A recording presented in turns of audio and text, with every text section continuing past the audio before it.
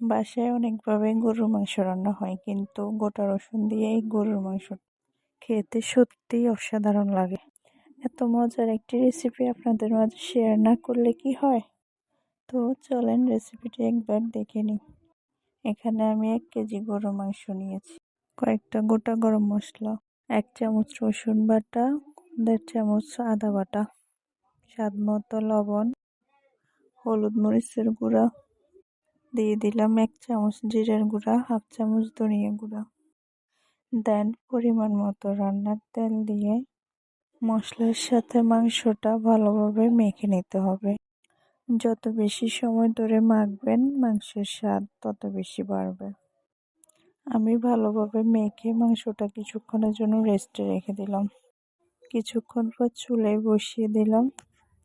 এরপর মাংসের উপরে তেল আসা পর্যন্ত ভালোভাবে কষিয়ে নিব। এখন দিয়ে দিব 3-4টা গোটা রসুন দিয়ে আরও কিছুক্ষণ এভাবে তেলের উপর রান্না করব। এবার মাংসটা প্রপারলি সিদ্ধ করার জন্য পরিমাণ মতো পানি দিয়ে দিব। আমি এখানে মাংসের মধ্যে এক্সট্রা ফ্লেভারের জন্য গন্ধরাজ লেবু ব্যবহার করেছি। আপনাদের হাতের কাছে না থাকলে এটি স্কিপ করতে পারেন, তবে দিতে পারলে ভালো একটি স্মেল আসবে, মাংসটা খেতেও ভালো লাগবে। রান্নার শেষ পর্যায়ে আমি এখানে অ্যাড করতেছি টমেটো সস, এতে করে মাংসের কালারটা অনেক সুন্দর আসবে। এই তো রেডি গন্ধরাজ লেবুর ফ্লেভার সাথে গোটা রসুন দিয়ে গরুর মাংস, জাস্ট ওয়াও।